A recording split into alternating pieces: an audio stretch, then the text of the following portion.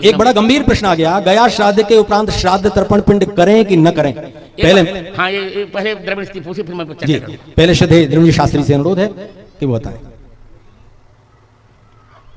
योगिनी हृदय ग्रंथ में आसाम के पास जो शक्तिपीठ है कामाख्या, वहाँ के कुछ तीर्थों का वर्णन है।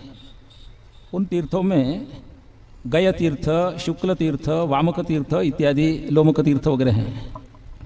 तो जीवित व्यक्ति अपने उद्धार के लिए जो आत्मपिंड प्रदान करे वो वहाँ पर योगिनी तीर्थों में योगिनी हृदय के योगिनी शैल के पास देते हुए गय तीर्थ तक ही दे, आगे के अश्वक तीर्थ आदि में न दे। यदि देगा तो प्रतिवर्ष 1 मास या 2 मास उसकी आयु कम होगी। इसके लिए वहाँ कहा गयान्तम पिंडदानम, यानी गय तीर्थ तक ही पिंडदान करना। ये आत्म पिंडदान है, मृत लोगों के लिए पिंडदान नहीं है। ये जीवित व्यक्ति स्वयं के उद्धार के लिए वहाँ पिंड दे सकता है, वो गय तीर्थ तक ही दे, आगे न दे। वहाँ का वाक्य है गयान्तम पिंडदानम, गय अंतम, ऐसा।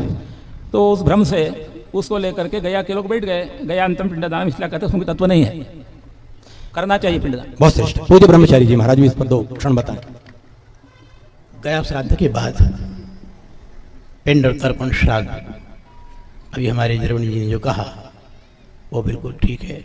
तर्पण जो है तो विशेष रूप से करना ही चाहिए और श्राद्ध भी करना चाहिए। अगर ऐसा नहीं करेंगे तो हमारी परंपरा ही समाप्त हो जाएगी, लोग श्री नहीं कर पाएंगे। लोकरे जी शास्त्री जी स्वयं कुछ कहना चाहते हैं, उन्होंने मुझे संकेत किया है, बोले। तो वाक्य करणात् मृताहेर भूरि भोजनात् गयायाम पिंडदानाच्च तृतीय पुत्रस्य पुत्रता। इस श्लोक के द्वारा गया का पिंडदान होने के बाद भी नित्य उनका जो ये श्राद्ध है आपका सांवत्सरिक, वो करना ही चाहिए। ये धर्मशास्त्रीय वचन है। बहुत श्रेष्ठ। श्रीदेव शुक्ल जी, डॉक्टर शुक्ल जी, अब आएगा अध्यक्ष जी के पास। ये विषय कि गया श्राद्ध के बाद श्राद्ध नहीं करना चाहिए, ये प्रायः बहुत जगह फैला हुआ है और इसी लोग गया में श्राद्ध कर देते हैं कि अब श्राद्ध करने से छुट्टी मिल जाए।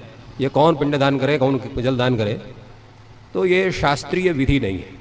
तो होता है प्रश्न ये हुआ कि जब हमने गया श्राद्ध करके मुक्त कर दिया तब तो पितर बचे ही नहीं, तो उनको हम श्राद्ध क्यों करें, ये भी एक प्रश्न होता है।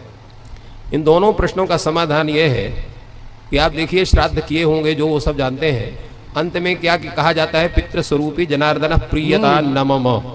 वो पिंडदान पितरों के माध्यम से भगवान जनार्दन को आप पिंडदान करते हैं। आपको ध्यान होना चाहिए, प्रायः कहते हैं कि भाई पिंडदान जा रहा हूँ, तुलसी को मत आने दो। तुलसी दल से युक्त अगर पिंडदान हो गया तो वो अत्यंत प्रसन्न हो जाते हैं पितृगण। तो इसलिए उस पितृ रूप में साक्षात जनार्दन को पिंडदान होता है। पिंडदान अवश्य करना चाहिए। अगर किसी का सामर्थ्य या व्यवस्था नहीं है तो भोजन, ब्राह्मण भोजन के रूप में पिंडदान करना चाहिए, वो भी पिंड ही माना जाता है। तो ब्राह्मण भोजन करके आप श्राद्ध कर सकते हैं। मान लीजिए अन्य व्यवस्था किसी कारणवश नहीं हो पाती है, तो ये शास्त्र का पूरा नियम है, इसका कहीं उल्लंघन नहीं है, कहीं इसका निषेध नहीं है। अब तो आपको समझ में आ गया कि महालय में पितृपक्ष में आपको अपने माता पिता की तिथि में श्राद्ध करना है। लोग गया जी पिंडदान करने नहीं जाते, पिंड छुड़ाने जाते हैं। एक बार पिंड डाले आवे ना तर्पण करना ना श्राद्ध करना। अरे नित्य श्राद्ध है, नित्य तर्पण है, बलवेश देव कर्म करते हैं, उसमें नहीं क्या है, उसमें भी तो है। पितृ व्यास सुधार बता दिया। और यहाँ तर्पण तो नित्य है, वो तो 9 कृष्णानम संध्या जपो होमा स्वाध्याय देवतार्चनम वैश्य देवम तथा तिथ्यम नवम पितृतर्पणम। ये 9 कार्यों में नित्य अन्य कार्यों में पितृतर्पण को तो अनिवार्य माना गया है। और श्राद्ध का विषय भी सभी विद्वान एक बार 1974 में मुझे स्मरण है, सांगवेद विद्यालय में वाराणसी में एक धर्म सभा हुई थी। उस धर्म सभा की अध्यक्षता थी करपात्र स्वामी ने और मुख्य अतिथि थे पंडित राजराजेश्वर शास्त्री जमीन, और विशिष्ट अतिथि के रूप में प्रश्न कर रहे थे तत्कालीन न्याय विभाग अध्यक्ष हमारे संस्कृत विश्वविद्यालय के बद्रीनाथ जी शुक्ल। ये चर्चा आई थी, तो चर्चा में ये निर्णय हुआ था कि गया श्राद्ध के पहले यदि पिंडदान नहीं होगा तो दंड मिलेगा।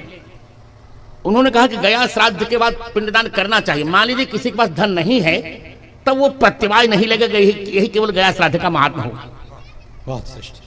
माने अन्यत्र तो गया श्राद्ध के पहले तो प्रत्यवाय भी लगेगा।